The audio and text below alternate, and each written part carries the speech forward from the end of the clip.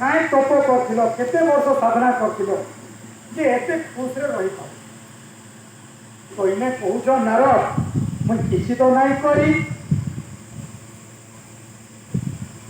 ନାଇଁ କେନ୍ତା ହେଇଛେ ଦିନେ ଏହା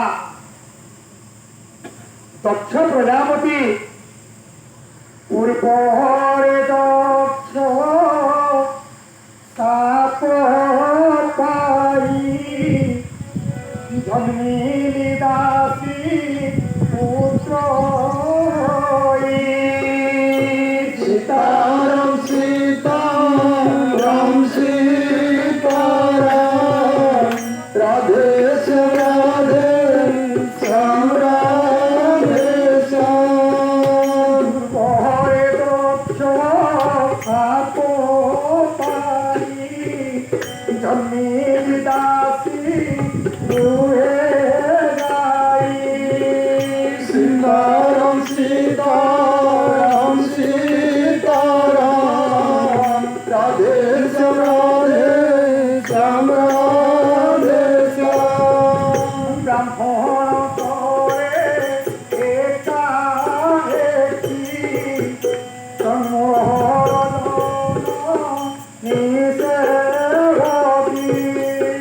सीताराम सीताराम सीताराम राधे श्याम राधे श्याम राधे श्याम ব্রাহ্মণ করে একাকি মোহর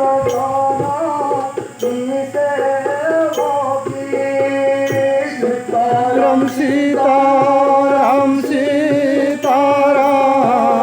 राधे श्याम राधे श्याम राधे श्याम सज्जन से पूर्व मुई दक्षर अभिशाप गोटे दासीपुत्र गृह में जन्मग्रहण करी मो माता मोर पिता नी मो माता जड़े ब्राह्मण गृह दासी हिसाब से कार्य कर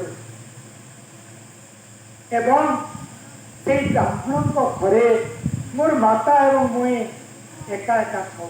दिनकर घटना कौन होती जो गंगा मेला बा कुंभ मेला बोली कहती साधु माने कुंभ मेला को जीवा समय दिने साधु माने सही पथ दे आसुता यही समय से ब्राह्मण से साधु मान को कहले दुर्गम ये 4 मास जे बरसा 4 मास को दुर्गम बोली कह जाए एवं ये वर्षा 4 मास तुम्हें कुआड़े न जाई मोर घरे रही जाओ वर्षा सारीगले आपण मैंने कुंभ मेला को जीवे इटा ब्राह्मण कह तो साधु माने सुविधा होगा साधु मान को वर्षा दिन में कहीं भिजी भिजी जीवे तो ब्राह्मण घरे रही से सहमत हो तार पूर्वर कथा टी कह आपको जे कार्य करुले नारदंकर माँ नारद 5 वर्षर थिले कार्य करुनथिले तेणु से ब्राह्मण एते लोभी जे केवल गोटे मिल गोटे खाली भात दौले अन्न खावा दौले आउ नारद को देना केवल माँ कम करते माँ को दौले तेणु प्रथम माँ को छाती कौन सहब कि प्रथम पुओ नारद को खुले और माँ उभय बंटा बंटिकी खाऊ तो भगवान को लीला किपरि कहते नारद ये व्यासदेव दिने चतुर्मास्या व्रत पड़ला एवं साधु मैंने आसिक से ब्राह्मण घरे रहिले तो से दिन मत क्या सुविधा है जिते बेले से भगवान कथा कहन साधु मैंने रही क्या करेंगे कार्य हूँ भगवान उपासना स्मरण चिंतन तो सही समय से बसिकी नारद क्या कर जेन बाभनटा खावा दिथन साधु मान से खावा गईठा खोलिके नारद महाशय क्या कर सब बेतन और गोटे थाली में सबू जी अभिलाता साधु मान गईठा से गुटगुट कर रख और शेष शिखाई जन और नहीं पकड़ जन झाड़ू झुड़ा मारिक सफा कर एवं साधु मान सेवा भी करन कार गोड़ रगड़न तेल लगे बहुत अनेक प्रकार तो यहीपरि भाव में दिने करू करू करू करू ସାଧୁମାନଙ୍କର ମନ ତରଳି ଗଲା। ଆରେ ଛୋଟ ବାଳକଟେ ହେଇକିରି ଆମର ବହୁତ ସେବା କରୁଛି। 12 ବର୍ଷ କଲେ ସେବା, ଗୁରୁ କହିଲେ କିଛି ଦେବା। ତ ଯେହେତୁ ନାରଦ ଛୋଟ ପିଲା ହେଇକିରି ସାଧୁ ସନ୍ତଙ୍କର ସେବା କଲେ, ଆଜ୍ଞା ୟା ଭିତରେ ଆଉ ଗୋଟେ ଦୃଢ଼ ତତ୍ତ୍ୱ ଲୁଚି ରହିଛି କହିବି ଯେ ଯେତେବେଳେ ସେବା କଲେ ସାଧୁ ସନ୍ତଙ୍କର ତାଙ୍କର କୃପା ନିଶ୍ଚିତ ହବ ନା। ତାର ମଧ୍ୟରେ କଣ କୃପା?